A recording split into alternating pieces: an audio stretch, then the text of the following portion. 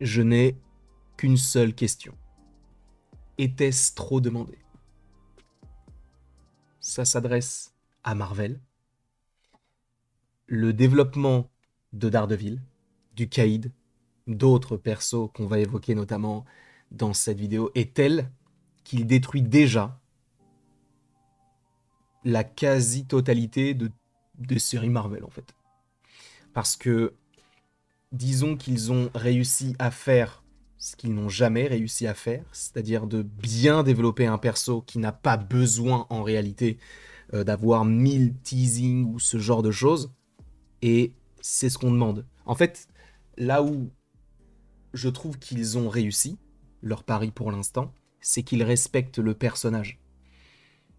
Je sais qu'il va y avoir beaucoup de personnes qui vont se dire oui, ce n'est pas ce que j'attendais, je m'attendais à plus de Daredevil et moins de Matt Murdock, mais Daredevil, c'est Matt Murdock. Et en tout cas, ça n'engage que moi, je ne peux pas reprocher à Marvel de faire ce qu'ils font sur Daredevil, alors que je reproche l'inverse du côté de Spider-Man. Pour moi, il ne développe pas assez Peter Parker. Et là, il développe vraiment Matt Murdock. Je sais encore une fois que c'est un sujet qui est clivant. Est-ce qu'on a besoin de le voir en costume ou non? Même nous, lorsqu'on a eu l'annonce de on ne le verra pas avec le costume avant tant d'épisodes, on s'était dit mais c'est quoi ça? Mais en vrai, tu comprends mieux le principe même de born again, entre guillemets, renaissance, né de nouveau. Pourquoi? Parce que, en fait, ce qui est intéressant, c'est que le comics Daredevil Renaissance existe, et en gros, c'est ce qui a servi comme média de base pour la saison 3 de Daredevil. Donc ce qui s'est déroulé avant. Ok? Et d'avoir une série qui s'appelle comme ça, alors que le comics, justement, adapte... enfin, en tout cas, est adapté dans la saison précédente, c'est particulier. Sauf que là, on a vraiment la renaissance. C'est-à-dire que il faut la reconstruction, il faut la reformation de ce qu'est Daredevil. Il nous fallait possiblement, avec ce titre-là, ce qui s'est passé dans l'épisode 1, avec Foggy, avec Karen, il nous fallait ce genre de choses. Et force est de constater que bah, ce film est... Enfin, ce film, c'est tellement vu comme un film, pour moi, cette série est parfaite pour l'instant. Parce que même si on n'a pas de grandes scènes de combat, on sait que ça va monter en puissance. On sait qu'à un moment donné, oui, on verra plein de fois Daredevil. Mais avant de voir Daredevil, développons Matt Murdock. Parce qu'en fait, nous, on va se dire, mais oui, mais on a déjà vu ça dans la saison 1, 2 et 3. Il faut partir du principe que la série Daredevil Born Again, à la base, était pensée comme étant une nouvelle série, entre guillemets. Donc il fallait développer Daredevil. Alors ils ont réussi un tour de force en essayant de le modifier pour que ce soit une saison 4 en soi. D'ailleurs, ils sont en train de tourner la saison 2, et je ne sais pas si vous avez vu les images, mais peut-être qu'on en parlera d'ailleurs, peut-être pas forcément aujourd'hui, peut-être plus demain. Mais en tout cas, pour moi, ce qu'ils font là, c'est génial. Parce qu'il y a un respect. Il ne faut pas oublier que Matt Murdock, c'est un avocat. Et il respecte ça. Le côté de on va défendre les opprimés, on va défendre les justiciers, parce que pour l'instant, qu'est-ce qu'il a fait? Il a défendu... qui a-t-il défendu déjà? Il a défendu qui? Attends, bah il a défendu du White Tiger, il avait défendu le Punisher, il avait défendu plein d'autres personnages, et il va continuer à le faire. Et c'est là où c'est intéressant dans le développement de Matt Murdock, et on en a besoin en réalité. Donc on va parler de l'épisode 4 de Daredevil Born Again, et j'espère que tout cela vous plaira, bien évidemment. On va parler du Caïd, on va parler de plusieurs choses intrigantes, sachant que tout à l'heure il y aura une autre vidéo sur un point particulier eh bien, qui s'est passé dans l'épisode, et on en fera une vidéo précise. Mais sachez qu'avant de regarder cette vidéo dans les meilleures conditions, il ne faut pas avoir peur de futurs spoils. Ok? Comme ça au moins vous êtes prévenus, et je suis très content de vous proposer cette troisième critique. Alors d'ailleurs, précision, je crois que la semaine prochaine, alors à voir si c'est sujet à changement, je ne sais pas, mais a priori, donc la semaine prochaine, on aurait 2 épisodes, le 5 et le 6. On verra. Moi, j'ai hâte de pouvoir voir tout ça et de pouvoir en parler avec vous. On fera une vidéo complète. On ne fera pas une vidéo pour l'épisode 5 et une vidéo pour l'épisode 6. On va faire tout d'un coup. Commençons avec eh bien, les répercussions.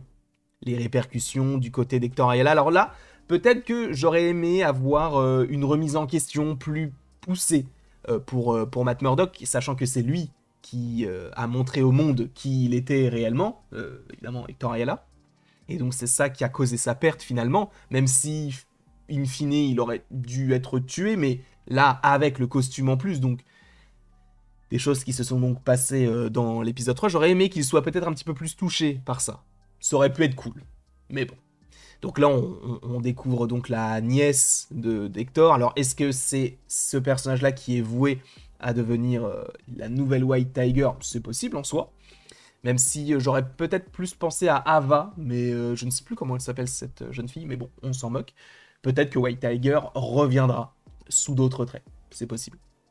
Bref, on a donc Matt Murdock qui va avoir sous plusieurs contextes les débouchés, on va dire, de ce qui s'est passé durant l'épisode 3, que ce soit la mort d'Hector ou que ce soit même les répercussions sur sa famille. On va retrouver l'officier qui s'appelle l'officier Powell, je crois, qui, pour le coup, n'est pas forcément un bon policier, évidemment, mais il faut aussi... alors, il y a une scène un peu particulière où il va essayer de sentir le battement de cœur de ce personnage-là, et on a l'impression qu'il ne ment pas, et qu'il n'est pas vraiment en lien avec la mort d'Hector. Je ne sais pas, soit c'est un très bon menteur, soit je n'ai rien compris, c'est possible aussi. Mais en tout cas, j'aime bien toujours l'utilisation des pouvoirs de Matt, pour moi ça fonctionne très bien. Et au-delà de ça, même par rapport aussi au montage, parce que ça m'y fait penser, le fait de voir, on va dire, des images de New York, des plans fixes qui pourraient être des plans que tu pourrais faire toi-même de ton côté, avec un plan où tu vois juste peut-être la fumée qui sort des bouches d'égout, ou ce genre de choses, bah en fait ça te permet d'être vraiment à New York. C'est-à-dire que on avait déjà ce sentiment d'être à New York quand on regardait la série Netflix, mais là ça a l'air un petit peu plus crasseux.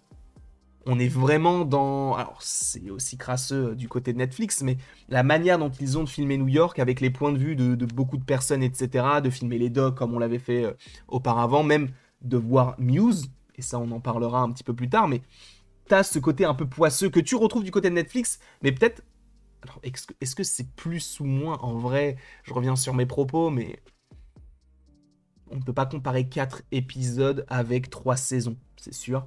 Mais en tout cas, je retrouve, on va dire, je retrouve cet aspect crade qu'on avait du côté du côté de Netflix, et aussi entrecoupé donc de ces fameuses scènes où on découvre la ville de New York, et là on est vraiment bien dans ce monde-là. Et c'est cool aussi même d'avoir le podcast, ça où j'avais peut-être un petit peu plus de questionnement au début, le podcast donc de Bibi Yurik. En vrai, je trouve que c'est bien, ça donne une dynamique peut-être un petit peu plus actuelle par rapport à notre société, les réseaux sociaux, etc. Donc ça fonctionne bien, surtout avec l'arrivée de Fisk qui veut aussi utiliser certains concepts, enfin certains concepts, ou en tout cas certaines idées euh, qui pourraient aller dans sa faveur, et donc de toucher peut-être un public plus jeune, etc. Ça, c'est très intéressant, je trouve qu'il y a matière à faire, en tout cas sur cet aspect-là. Revenons sur le côté judiciaire, le côté avocat de Matt, qui va défendre donc ce fameux Mr. Bradford. Et en vrai, évidemment qu'il paraît détestable. Parce que tu te dis, bah oui, il a volé, il y a des caméras de surveillance qui l'ont vu voler, et pourtant, il se défend en disant, non mais c'est pas moi, on sait que c'est lui, on le sait. C'est écrit, c'est lui qui l'a fait. Mais le dialogue qu'il va y avoir, le deuxième, entre Matt Murdock et ce personnage-là, est très intéressant et lourd de sens. Il va dire, oui, mais pourquoi est-ce que je vole? Bah parce qu'en fait, on ne m'aide pas. La société ne m'aide pas, et quand j'essaie de m'en sortir par moi-même, alors oui, à des fins illégales, entre guillemets, et ben là, on me prend, et donc ça va limite coûter plus cher de me mettre en prison que de m'aider. Et j'ai trouvé que ce dialogue-là était super intéressant, parce que là où tu voyais que Matt Murdock poussait vraiment avec la justice pour faire comprendre que 30 jours, c'est beaucoup. Bon, essayons de faire 20. Non, essayons de faire 10. Ok, j'ai réussi à avoir 10 et tu sors vendredi prochain. Et quand tu comprends que il ne peut pas, parce que s'il ne se présente pas à un endroit, bon, il aura plus telle chose. Enfin, tu comprends que c'est de la survie. Et c'est là où tu vois que le discours de Matt change, et la manière de voir les choses change pour Matt. Et c'est là où le développement est intéressant. Parce qu'on a déjà eu dans un premier temps la partie Hector Ayala, où il voit que la justice a été rendu, mais finalement, ça ne s'est pas passé comme prévu. On l'a bien vu à la fin de l'épisode. Et pour lui, pour Mr. Bradford, pardon, on se pose la question de, mais tu vas agir comment en fait? Parce qu'on voit bien que là, même si tu le libères, bah il va forcément recommencer parce qu'il en a besoin. Donc comment est-ce que ça va se passer? Et donc est-ce que là, cette fois-ci, ce ne serait pas, on va dire, un énième on va dire bouleversement dans la vie de Matt qui lui ferait peut-être aller vers le retour des petits casques, le retour de Daredevil? Oui. Et c'est là où, encore une fois, il y a ce questionnement de mais je regarde une série Daredevil ou Matt Murdock? Matt Murdock, c'est Daredevil. Daredevil, c'est Matt Murdock. Ce sont deux entités différentes, oui, mais in fine, c'est la même personne. Donc quand tu regardes une série Daredevil, bah, je m'attends quand même à avoir du développement de Matt Murdock. Et en vrai, moi, je vous invite fortement, si vous ne l'avez pas fait, à regarder la série sur Netflix. C'est très bon. Sincèrement, c'est excellent.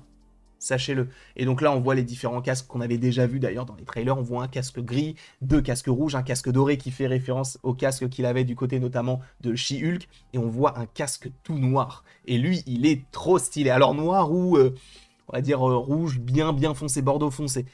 En tout cas, j'ai hâte de le voir reporter les costumes. Alors on sait que le costume qu'il devrait porter principalement dans la série, c'est un costume bien rouge.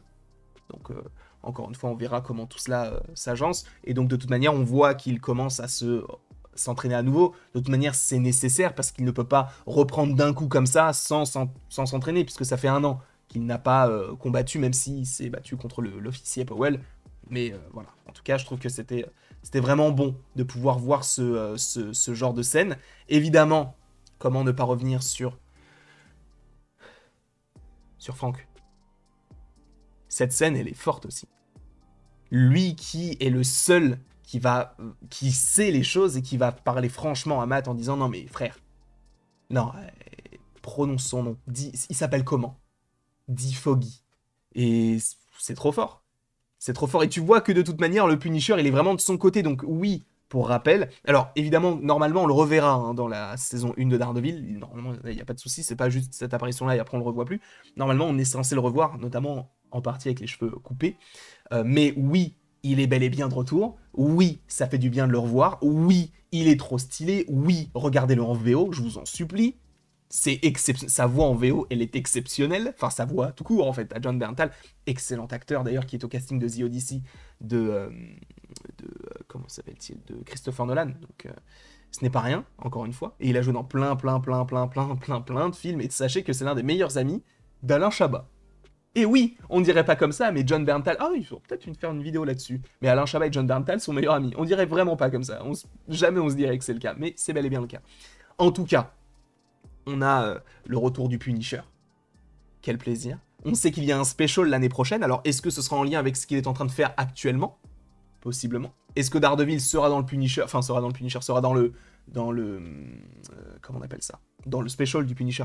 C'est possible, sachant que le Punisher sera de retour dans la saison 2 de Daredevil, donc ne vous inquiétez pas, on aura encore une fois du Punisher en long, en large et en travers. Ça, je pense qu'on n'a pas trop de soucis à se faire de ce côté-là. Mais donc oui, il y a bel et bien le retour de Frank, et quel plaisir. Et lui, on en parlera dans une autre vidéo, parce qu'en fait, on peut se dire, mais attends, mais c'est qui ce mec-là? Qu'est-ce qu'il est en train de faire et tout? On va en parler dans une autre vidéo.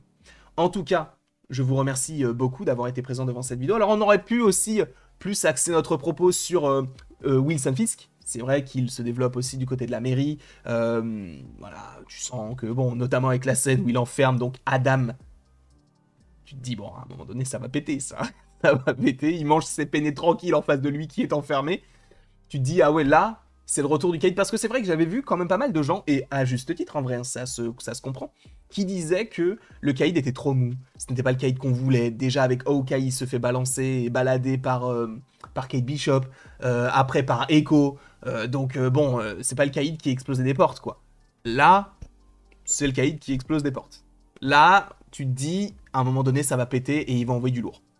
Donc, j'ai hâte de voir comment tout cela va se dérouler. En tout cas, je vous remercie encore une fois beaucoup d'avoir été présent devant cette vidéo. N'hésitez pas, évidemment, à aimer la vidéo, à la partager, à la commenter, à vous abonner. Vous faites ce que vous voulez. Et après tout ceci, il ne me reste plus qu'à vous dire à la prochaine pour la prochaine. Et encore une fois, merci beaucoup. Je vous souhaite de passer une agréable journée. Et d'ici là, à tout à l'heure, quoi. C'est tout.